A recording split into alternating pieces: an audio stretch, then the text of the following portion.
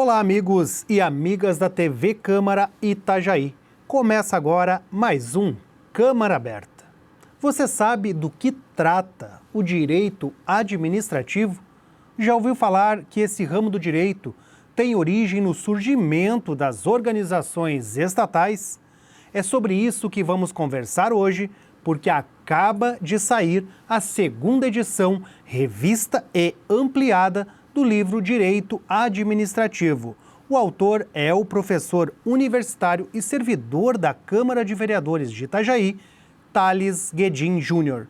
Seja bem-vindo, Thales, novamente aqui à TV Câmara. Obrigado, Maurício, pelo espaço. Obrigado a toda a Câmara de Vereadores pelo espaço. É uma honra estar aqui presente e vou ter bastante prazer em falar da nova obra que a gente lançou esse mês ainda, né? E que está em acesso a todo o público que quiser fazer uma compra, fazer a aquisição, ela está presente. Thales, para legitimar a tua autoridade no tema, vamos primeiro atualizar aqui o teu currículo, porque agora é doutor Thales, né? Isso mesmo, né? Nós que estamos nesse ramo, a gente não pode parar, né? Então, comecei na graduação, eu sempre gosto de falar lá atrás, ô Maurício.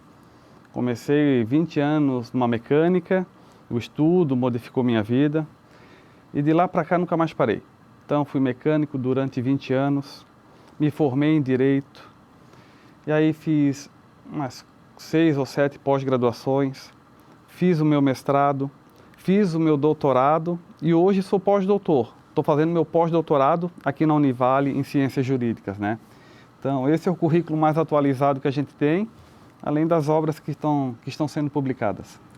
Thales, você está lançando a segunda edição, revisada e ampliada. Isso. Mas como surgiu a ideia, antes de falar da segunda, como surgiu a ideia de fazer a primeira edição dessa obra, Thales? Excelente pergunta, né? Essa obra, além da gente ser servidor aqui da casa, né, surgiu por 2 oportunidades. Quando eu comecei a dar aula. Quando eu comecei a dar aula, eu vi a dificuldade que o aluno tinha de acompanhar o direito administrativo. O direito administrativo, para quem vê lá de fora, é algo que parece que é só da administração pública, e não é. Todo cidadão está tendo contato com o direito administrativo muitas vezes sem saber. E o direito administrativo, diferentemente dos outros ramos de direito, não é codificado em uma única norma. Exemplo, Maurício. Quando a gente pega o direito constitucional, está na Constituição. Quando a gente pega o direito civil, está lá no Código Civil. Quando a gente quer o processo penal, está lá no processo penal. Mas aonde está o direito administrativo? São leis esparsas. Tem a lei de licitação, tem a lei de improbidade administrativa, alguma outra lei espalhada no universo jurídico. Então, as obras de direito administrativo, ela vem justamente isso, para compreender os ramos, as matérias, os temas que tem o direito administrativo, como uma forma de unificar, compilar todos esses temas. Então surge dessa ideia de centralizar esses temas, bem como passar aos alunos, que como professor universitário eu via dificuldade, mas tem que pegar essa lei, mas tem que pegar aquela. Como é que a gente faz para codificar, compilar? Como é que a gente faz para aquele aluno ter acesso a todas as informações? Nisso surgiu a possibilidade, a ideia, a motivação da gente fazer a obra. Acho que foi em torno disso, da gente facilitar tanto no trato de dar aula, explicar aos alunos o porquê, como e como fazer, bem como aos próprios alunos, de ter esse acesso mais fácil, mais prático, né, do direito administrativo em si. Por que lançar a segunda edição com essa ampliação? O que ela traz de novidade, Thales? Muito bem. Os alunos gostaram bastante da primeira edição, porque é uma obra diferente. Ela traz, além de vários temas, né, ela tem obras que vão falar 8 temas do direito administrativo, tem obras que vão falar 12 temas do direito administrativo. Eu trato 16 temas do direito administrativo, para especificar, para partilhar bem o direito administrativo e ficar mais fácil a compreensão. Muito bem. Nesse livro tem questões de concurso e OAB ao final de cada tema. Então, para o profissional de direito, ele tem o tema ali todo, com junção de várias doutrinas. Ao final tem uma conclusão, um resumo disso, e ainda assim tem gabaritos, questões de concurso e OAB, no final de cada capítulo, com comentários da questão. E a segunda edição ela vem melhorando isso. Além de ter questões mais atualizadas, questões de concurso e OAB já de 2026, ainda temos espaços de anotações ao longo de todo o teor do tema. Porque eu via que o aluno ali fica, aquelas palavras espalhadas ali no livro, ele fica meio perdido. Então, com um espaço de anotações em cada página ímpar que eu coloquei aqui, ele fica interagindo com o próprio teor do livro. Então ele lê, ele vê a explicação em aula, anota, faz as suas anotações ali. O livro permite isso. Então essa atualizada, além de mais doutrinas atualizadas, que como a gente sabe no direito, toda hora a legislação é atualizada. Então de uma edição para outra eu trouxe mais doutrinas, mais atualização legislativa, mais questões de concurso e OAB, esses espaços para as dotações, tudo isso a gente traz na segunda edição do Direito Administrativo. Thales, a tua obra ela tem o objetivo de expor o tema ou também tem o objetivo de trabalhar, comentar, problematizar cada um dos temas que tratam do direito administrativo? Eu vou te dizer, Maurício, que tem as duas coisas.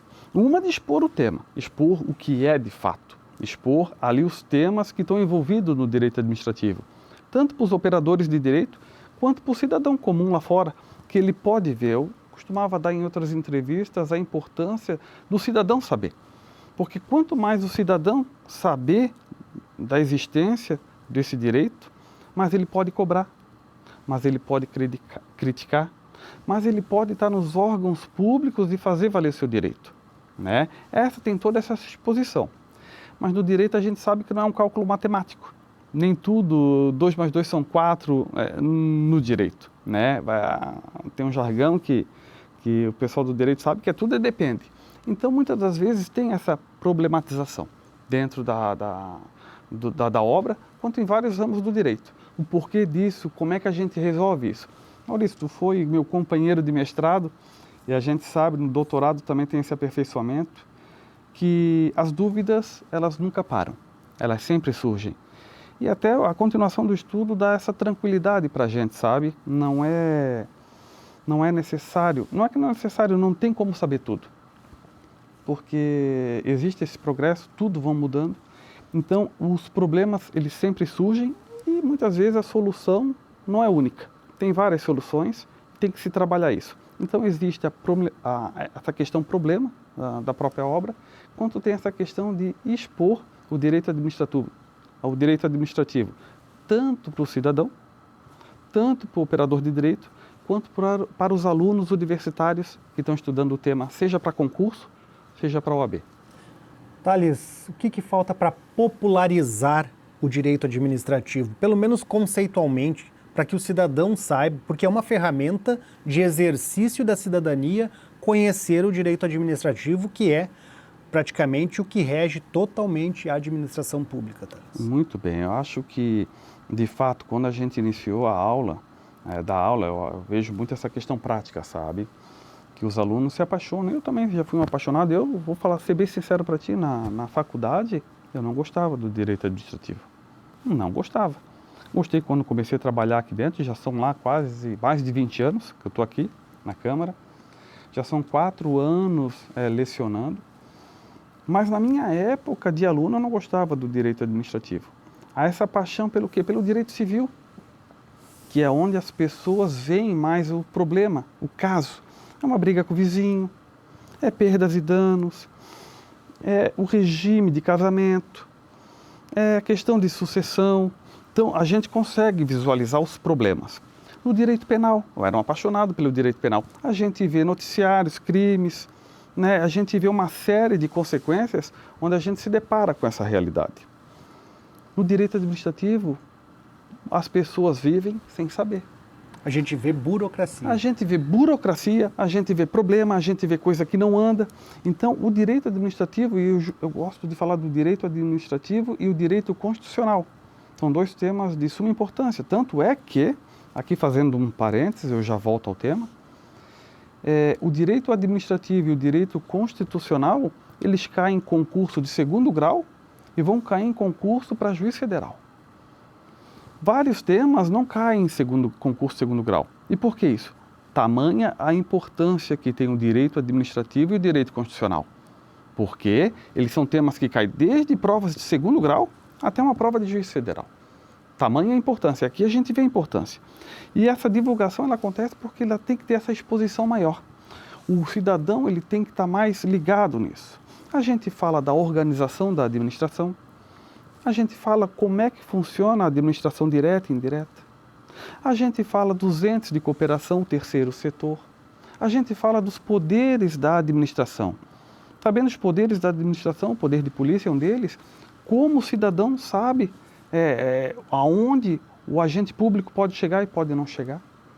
Né? A gente fala da intervenção da propriedade, a gente fala do uso capião, a gente fala de várias intervenções na propriedade, né, da intervenção, que a administração pode chegar na administração e até onde não. Aqui é o meu direito e aqui tu não tem onde chegar.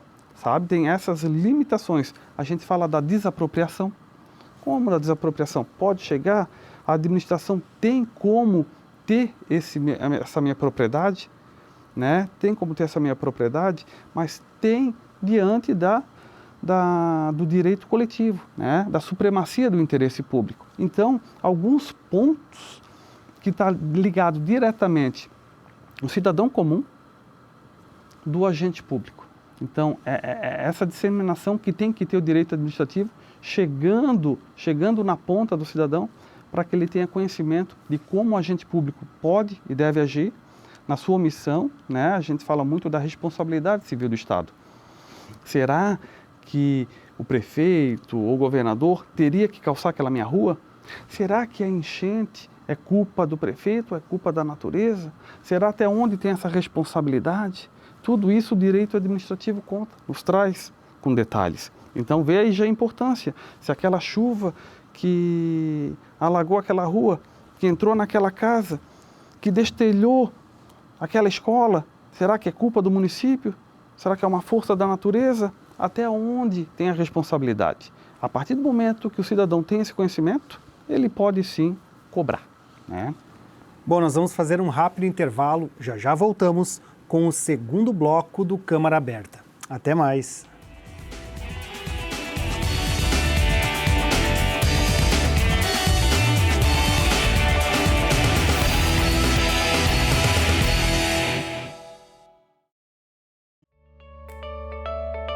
Fique por dentro do que acontece na Câmara de Vereadores de Itajaí.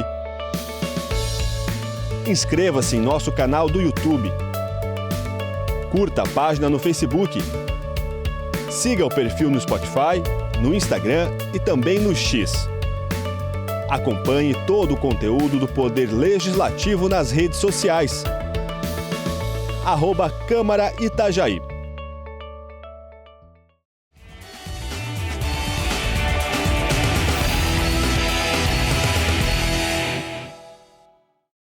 Voltamos com o segundo bloco do Câmara Aberta. Hoje está conosco o doutor Thales Guedin, que é autor dessa obra a respeito do direito administrativo.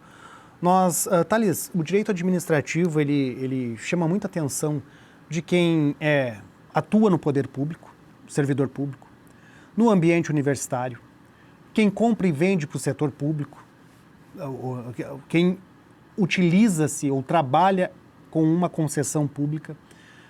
É um universo, o estudante também, né? É um universo já vasto bastante, assim, né? Tem um público que se interessa por esse tema. Mas é preciso ampliar ainda mais a popularização, pelo menos conceitual, como a gente falou, né? Qual o desafio, Thales? O que dá para fazer? Né? Eu já perguntei isso no primeiro bloco, mas assim, o que a gente pode fazer para tornar o direito administrativo de domínio público mais amplo? É interessante esse desafio, esse reflexo, né? Como tu bem falou, já existe essa provocação em ambientes universitários. Muito bem, no ambiente universitário, a pessoa gosta ou não, ela vai ter que estudar o direito administrativo, nem que for para passar no OAB. Outra gama de concurseiros, goste ou não do direito administrativo, ele vai ter que se sintonizar com essa matéria diante da matéria que ele vai enfrentar na própria prova, no próprio concurso público. E aí tu vem com a reflexão de como a gente colocar lá, fora ainda mais ampliar. Tamanha a importância do direito administrativo. Vejo que até a própria Câmara de Vereadores vai fazer aqui aquela semana de políticas públicas. Acho sensacional. Acho sensacional porque traz esse tema de políticas públicas importante. Numa semana de política pública, em matérias de semana de política pública, por exemplo, várias questões do direito administrativo ali vai ser enfrentado. Então, trazer esse público para tamanho aperfeiçoamento, tamanha semana, tamanha integração disso é interessante. Só que a gente podia ir um pouquinho mais além. Quem sabe não tivesse já nas escolas alguma matéria específica, nem que for de forma muito clara, muito superficial, mas já provocando essa conceituação, esse crescimento do cidadão lá nas escolas, trazendo um pouquinho desse direito, trazendo um pouquinho, familiarizando com essa matéria, formando cidadãos que possam justamente cobrar dos seus políticos.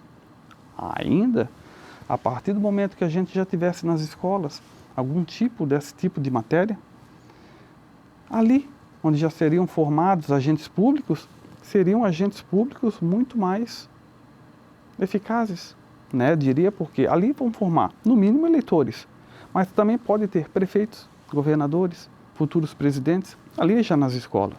E eles sabendo um pouco mais dessa matéria, quem sabe lá, sabendo, enfrentando a burocracia, tendo mais esse contato com essa matéria, formaria sim representantes muito melhores. Então eu acredito que essa forma de popularizar esse tipo de matéria, já com cidadãos já formados, acredito que essas semanas, essa integração sempre provocada pelos gestores públicos e quem sabe formando para o futuro já nas escolas. Tamanha importância dessa matéria. Thales, a legislação que trata a respeito do direito administrativo, ela sofre muitas alterações ao longo das décadas? Sempre. A legislação... Todo ano? Isso, quase todo ano. Né? A gente não pode... Tem quase todo ano. Eu vou te contar um episódio que é engraçado, né? Tem matéria que muda todo ano. Né? Existe aperfeiçoamentos todo ano. Só que isso não é uma exclusividade do direito administrativo. Isso, todos os ramos do direito enfrentam, né, esse processo legislativo contínuo. Bom, a gente trabalha dentro de um poder legislativo e a gente sabe que projetos de lei são lançados rotineiramente. Né? Então, no Congresso Nacional não é diferente, na Assembleia Legislativa Estadual não é diferente. A gente sabe que legislação acontece diariamente, né? Mas tem legislação que não. Uma das legislações que é mais cobrada em concurso e que a gente vê muito falar lá fora são licitações, por exemplo. Né? Teve a mudança agora da lei, a 14.133, de 21, né? Ela levou um tempo ainda para ser colocado na praça, teve um tempo de adaptação, mas a lei original, não vou contar de outra, tem a lei do pregão, tem a lei das estatais, tudo, mas a lei mais conhecida é a 866, que é de 93, Maurício. Ela ficou quase 30 anos inalterada, com alguns pontinhos mudados ali especificamente, mas ficou quase 30 anos sem modificação. Então, a legislação a gente tem que acompanhar a mudança rotineira, mas mesmo aquela legislação que está lá parada, ela tem entendimentos diferentes, ela vai ter instruções normativas federais falando daquele tema, porque quando uma lei não muda, não quer dizer que aquela interpretação ela continua. Ela vive mudando de interpretação, e isso está o maior problema. Porque quando muda a legislação, beleza, está uma legislação, revogou, tem a outra aqui, vamos estudar outra.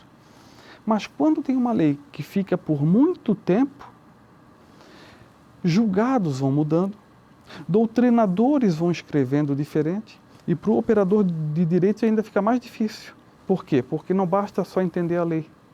Vai ter que entender o pré-julgado do Tribunal de Contas, vai ter que entender a jurisprudência, vai ter que entender o entendimento daquele tribunal, vai ter que fazer um compilado de doutrina para ver o que está falando a respeito daquele tema.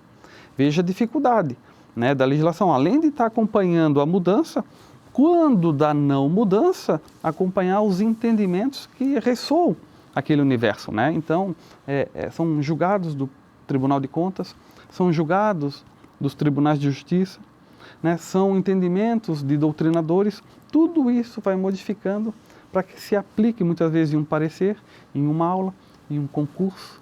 A gente costuma dizer, nos concursos mais avançados ainda, além de tu ler uma obra e já ficar muitas vezes, nossa, eu já estou sabendo muita coisa. Não, tu tem que ler a notinha de rodapé, que a notinha de rodapé tem informações importantíssimas ali. Tamanho universo, né, do direito, né? Thales, qual é a força mais preponderante no que diz respeito a essas perspectivas, a esses olhares sobre o direito administrativo? São as correntes doutrinárias, são a jurisprudência, o que já foi tratado, ou a força política, a mobilização política, social é a força predominante nesse direito que envolve depois toda a aplicação de políticas públicas, como você mesmo falou? Consigo unir os dois fatores que tu falou aqui. Quando a gente fala, esse é o segundo capítulo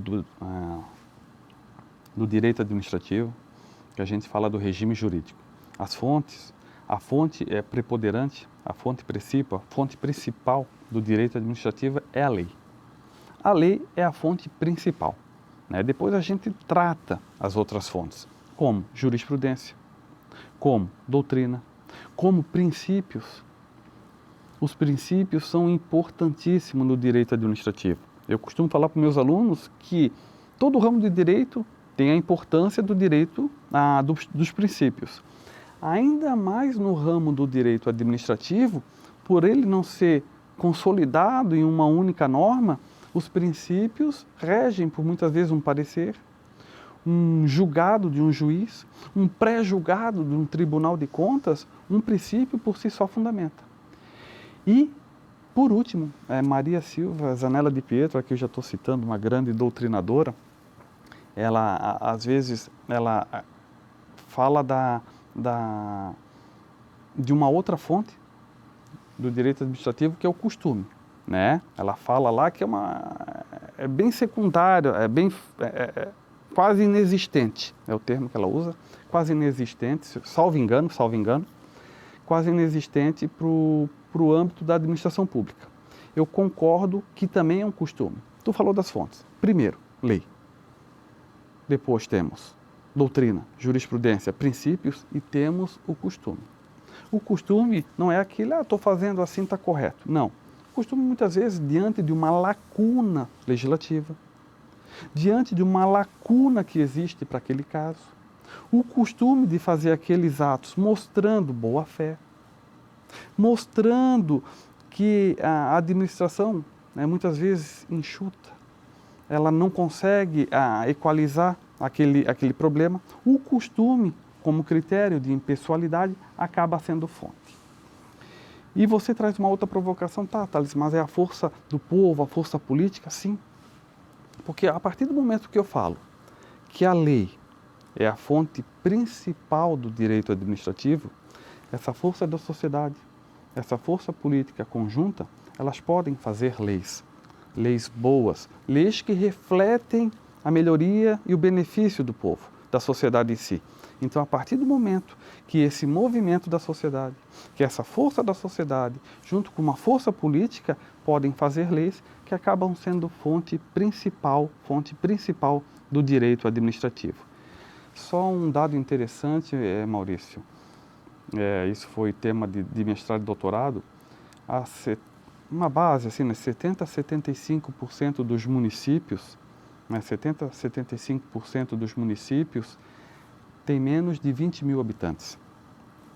A partir do momento que eu trago um dado desse, que mais de 70% dos municípios têm 20 mil habitantes, o quadro de servidores são enxutos.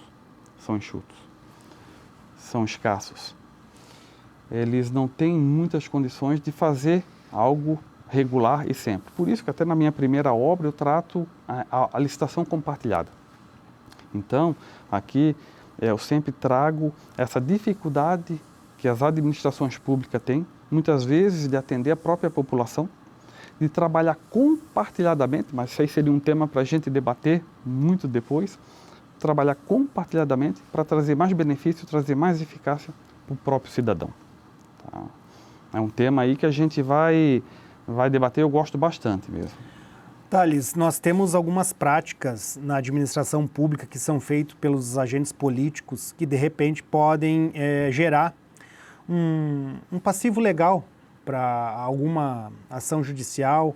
E eu queria perguntar para ti assim, se a partir do momento que acontece um fato, entende, de uma improbidade administrativa de qualquer modalidade por um agente político, se a partir daquele fato, digamos que o direito encontrou ali muitos desafios para poder entrar em consenso e saber se aquilo é uma prática de improbidade, se aquilo é um crime, se aquilo é só uma prática que não deveria ser feita, mas que não configura em nada. Esses fatos, essas situações, elas acabam afetando na alteração da legislação ao longo do tempo, porque daí o legislador tem que pensar de uma forma e para o judiciário poder atuar depois de outra forma. Sensacional, Maurício, sensacional. Já vou fazer uma ponte da mesma forma que as alterações legislativas são justamente para isso, para acompanhar a sociedade, né? A sociedade ela evolui muito mais rápido e às vezes o processo legislativo não consegue acompanhar, né? Então, quando a gente falou da alteração da lei de licitações, é justamente para isso. Opa, como eu tinha falado, as administrações são enxutas, né? A nova lei de licitações ela criou essa possibilidade de criar um decreto para se adequar à realidade. E assim tem que ser, né? A lei de improbidade não é diferente. A lei de improbidade não é diferente, ela vem alcançando isso. E aí já vamos gerar os diversos debates, aqui eu não vou entrar no mérito. Mas a lei antiga não exigia o dolo específico. A lei atual exige o dolo específico. Então, para que um agente público seja condenado por improbidade administrativa, há necessidade de se comprovar aquele dolo.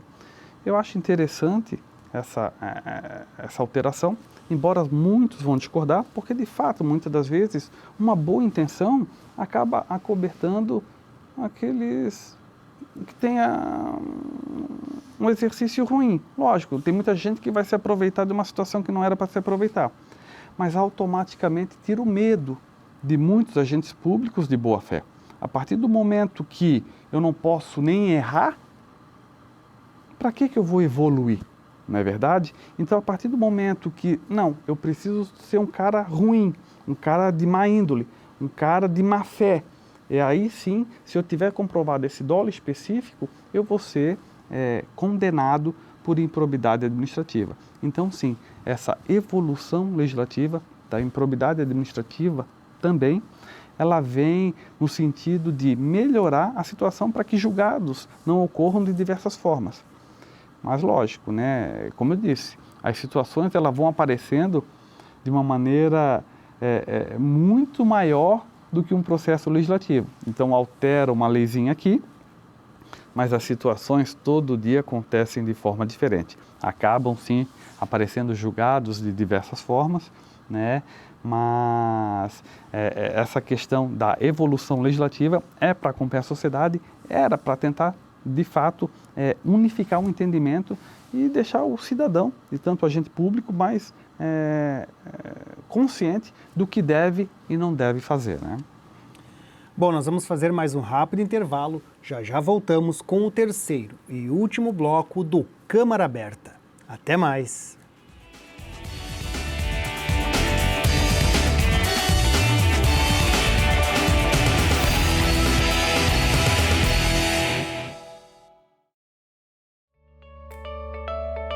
Fique por dentro do que acontece na Câmara de Vereadores de Itajaí.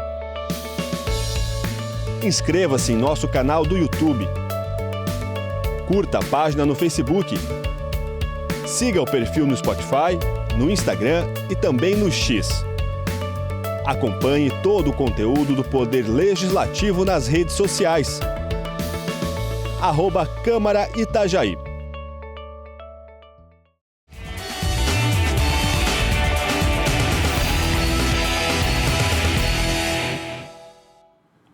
Voltamos com o terceiro bloco do Câmara Aberta. Hoje está conosco o doutor Thales Guedin, autor de um livro que está em sua segunda edição ampliada e revisada sobre o direito administrativo. Thales, o direito administrativo no Brasil comparado aos de outros países é considerado no meio acadêmico como um direito, como algo moderno, algo ainda com muitos desafios, ainda um pouco fica a dever para a Europa, para os Estados Unidos, para outros países? Bom, Maurício, eu costumo dizer que o direito administrativo, como é essa relação da administração para com o cidadão, ele vai muito a depender da sua própria cultura, né? Então, como quer o legislador funcionar a lei de licitações, como quer funcionar o cidadão a lei de improbidade, como quer a gestão pública funcionar a questão da intervenção na propriedade privada, que isso a gente trata no direito administrativo, vai depender de muito da cultura. É um caráter muito específico, né? No primeiro capítulo a gente fala do próprio reflexo, porque na verdade muitos dos direitos, como o direito penal, civil, são reflexos de outros países, né? O nosso direito administrativo é um reflexo, é um mix tanto do direito administrativo alemão, quanto do norte-americano, quanto do direito administrativo francês, né? Costuma diferenciar, algumas coisinhas a gente pegou do norte-americano e britânico e muitas coisas a gente pegou do direito administrativo francês, né? Eu costumo tratar muito a diferença e cai muita pergunta de concurso público, que é uma pergunta interessante que tu fez, que nós, pela nossa Constituição, ter o duplo grau de jurisdição, isso significa que e a gente ter o direito ao olhar do judiciário, né, de acordo com a nossa Constituição Federal, artigo 5º, todo e qualquer evento que acontece, por exemplo, aqui no direito administrativo, pode ser revisto no direito judiciário, né? Fazendo parênteses com a questão do mérito.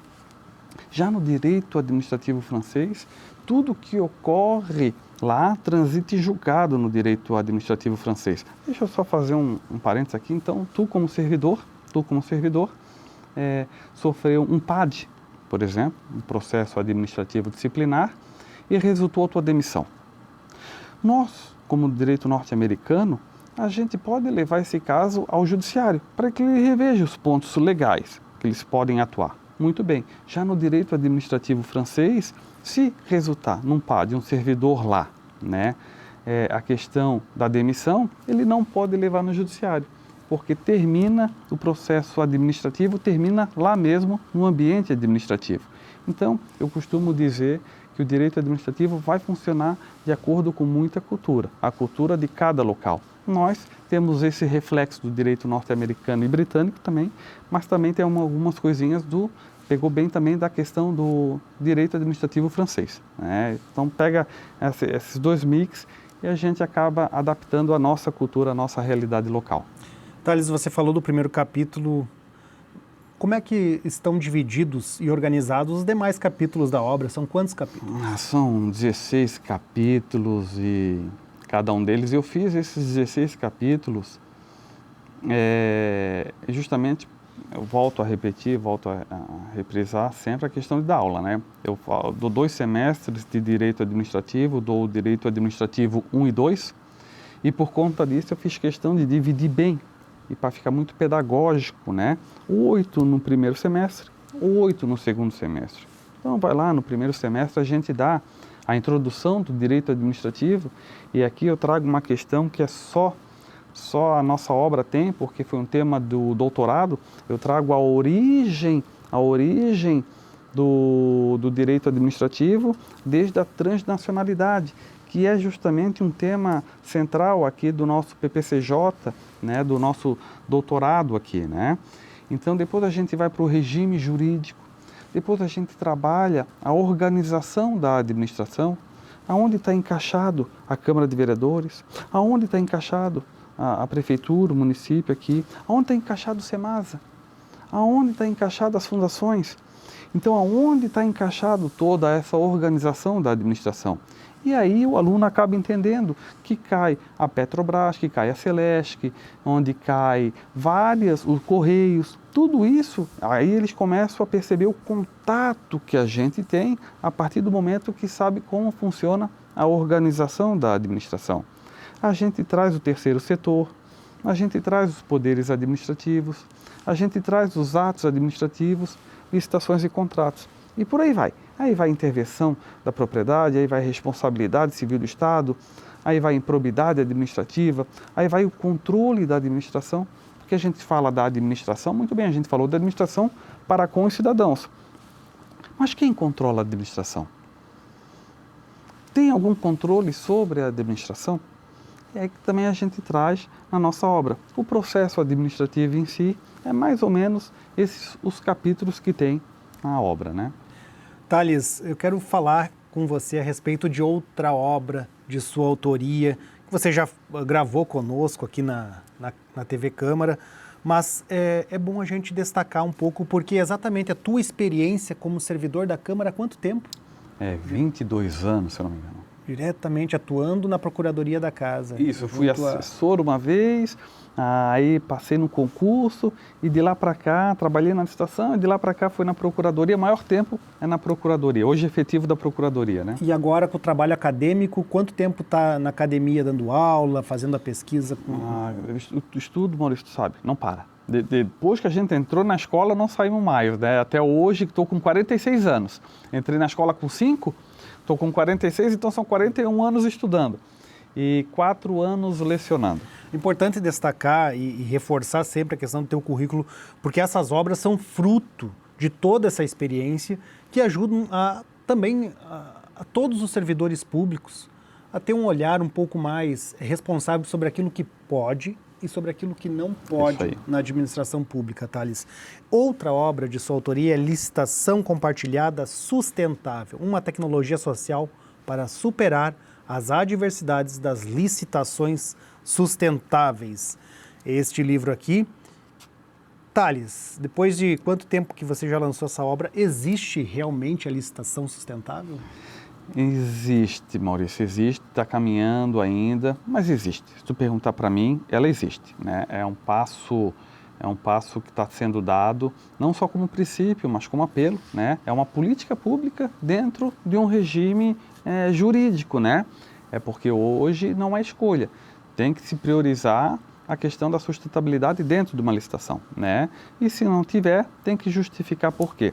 O trabalho aqui que eu mais falo é da questão compartilhada, né? Eu falei anteriormente e sempre gosto de falar a realidade do local. Por exemplo, hoje, mais de 70% dos municípios têm, como eu havia falado, menos de 20 mil habitantes. Quando a gente fala de um município com menos de 20 mil habitantes, isso é a maior realidade do Brasil, imagina a Câmara de Vereadores daquele local. Acha, Maurício, que ela vai poder licitar sustentavelmente? Acha que ela vai poder ter um fiscal antenado ali? Acha que vai poder fazer as sanções devidas para aquele mau fornecedor? Não, não tem como, é uma realidade que não dá. A partir do momento que eu trago a licitação compartilhada, poderia juntar, né, trabalhar de forma harmônica vários municípios conjuntos. Então, quem sabe a Câmara de Itajaí, a Câmara de Balneário, a Câmara de Bombinhas, a Câmara de Porto Belo, as câmaras conjuntas fazem um tipo de compra. Já existe o que a gente chama de consórcios, né? Consórcio, um outro CNPJ que atua nessa conformidade. Mas ainda eu trago nessa obra que a gente nem precisaria dos consórcios. Consórcio ótimo, quando funciona lá legal, tudo bem, mas dá para funcionar sem a parte dos consórcios ainda. Uma empresa, uma entidade como a nossa, sendo a gerenciadora, trazendo os outros municípios como participantes. Então, a partir do momento que tu compra um X, tu vai pagar determinado valor. A partir do momento que todo mundo participa contigo, né, tu vai comprar numa escala, a maior vai ser a escala de compra, tu vai comprar num preço muito menor, vai ter maior fiscalização, o fornecedor vai entrar aqui, vai ter maior, como vai ter maior fiscalização, vai ter maior controle do que se está comprando, e eu acredito que dessa forma compartilhada supre essa falha que pode ter um município, uma entidade de pequeno porte, né? Então, é essa questão que eu venho trabalhando nessas obras. Importante destacar, Thales, que licitação sustentável, compartilhada sustentável, ela vai muito além da sustentabilidade no meio ambiente. Isso. Mas tu falou de forma categórica. Agora, quando a gente fala sustentabilidade... É o ecossistema. Aí fala só a questão do meio ambiente. E não é. Quando eu fui fazer meu doutorado, que também falo da questão de licitação, e no meu pós-doutorado eu vou falar da questão de sanções, né, sanções compartilhadas, da mesma forma que eu falo que municípios pequenos, né, dificilmente têm essa condição de trabalhar bem todas as etapas, mas sanções não é diferente. Né, porque precisa de defesa prévia, vai falar com o advogado da parte contrária, tudo isso, a partir do momento que se reúne para fazer essas sanções de forma compartilhada, supre essas falhas do município de pequeno porte. E como tu bem falou, a sustentabilidade não é só o meio ambiente, é a forma econômica e a forma social também, né? São dimensões da sustentabilidade. Quando a gente fazia o doutorado, a minha principal sustentabilidade não era nem o meio ambiente, era a questão econômica e era a questão social. A sustentabilidade econômica e a sustentabilidade social. Econômica, porque se a gente fazer uma compra compartilhada, o erário é visto com melhores olhos. Vamos supor que a gente fez uma grande compra aqui, né, X, mas se a gente comprasse de forma conjunta, gastaria muito menos. Então, existe essa sustentabilidade econômica e essa sustentabilidade social, onde as empresas que participariam disso contratariam mais, ganhariam mais dinheiro, tudo isso numa sustentabilidade econômica e social. Né? Thales, hoje como é que está o equilíbrio nesses processos licitatórios, uma vez que, para que todas as empresas possam ter uma capacidade de concorrer, porque muitas vezes para você atender todos os critérios que uma licitação traz, você acaba de uma estrutura de advogados, uma estrutura de direito dentro da empresa, né, ampliando um pouco, e daí selecionando que apenas empresas de médio a grande porte poderiam vender para o poder público. Existe um desafio aí para você conseguir também comprar dos pequenos produtores. Como é que está hoje o contexto desse equilíbrio de forças entre os grandes fornecedores e o pequeno vendedor? Existe até um privilégio que se tem, um benefício que se tem em contratar parte de uma grande contratação,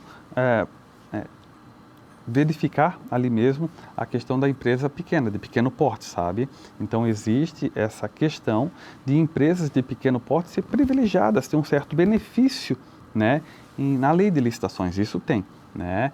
É uma lei paralela. Muito bem, mas existe sim esse desafio. É uma cultura que as empresas, né, porque hoje o maior cliente do Brasil é o Estado. Sempre varia um pouco, mas cerca de 12 a 15% do PIB é movido pelas compras do Estado. Então a licitação hoje, o empresário ele tem que ter esse olhar. O maior comprador, o maior cliente que o Brasil tem é o próprio Estado. Mas isso sim é uma cultura que tem que mudar na própria empresa, porque existe sim um certo privilégio para as empresas de pequeno porte, mas ela tem que sentar ali e ver o que o edital está exigindo. As certidões têm que estar em dia. Mas aí não precisa de uma estrutura... Muitas vezes precisa. De uns 2, 3 advogados para poder... Não diria advogados, mas é um contador ali, alguma coisa assim, um advogado seria outros profissionais ótimo, também, outros profissionais. Né? O cara sozinho é muito difícil. É muito difícil. Quando eu trago para ti que os municípios de pequeno porte, ali de menos de 20 mil habitantes, não consegue fazer todas as etapas da licitação, eu também posso levar esse olhar para o empresário que está lá sozinho, né? Tem que comprar, tem que vender, tem que pagar funcionário, tem que fazer isso, tem que fazer aquilo. Como é que ele vai atender, né? Como é que ele vai atender todo o critério que tem no edital? Mas sim, quem sabe uma parceria, cursos, né? Para que traga esses empresários junto da administração pública e explicar o que precisa e o que não precisa. Eu acho que esse contato, né, esse convívio mais junto, quem sabe promover, né, um tipo dessa experiência, uma semana disso, uma semana daquilo, para que esses empresários com intenção de vender para o o Estado, possa ter esse aprendizado para aí sim, e todo mundo ganha com isso, todo mundo ganha. Aquele empresário ele vai vender mais, vai contratar mais, a partir do momento a administração pública vai ter um novo fornecedor, né? Um fornecedor muitas vezes local, que pode comprar até mais barato. Acho que todo mundo ganha com isso. Thales, muito obrigado por aceitar o convite, participar conosco aqui do Câmara Aberta e compartilhar esse conhecimento a respeito da administração pública e do direito administrativo. Eu que agradeço, Maurício, eu sou grato sempre por trabalhar nessa casa, gosto muito de estar aqui, gosto dos servidores, gosto desse âmbito. E a partir do momento que a gente sempre continua estudando é porque a gente gosta do que faz, né? Agradeço o espaço, vou estar sempre à disposição, pode me chamar quando quiser. E obrigado a você também que nos acompanhou. Lembrando que esta e outras entrevistas estão disponíveis no canal da Câmara de Vereadores de Itajaí, no YouTube e no canal 14 da Claro TV. Até a próxima!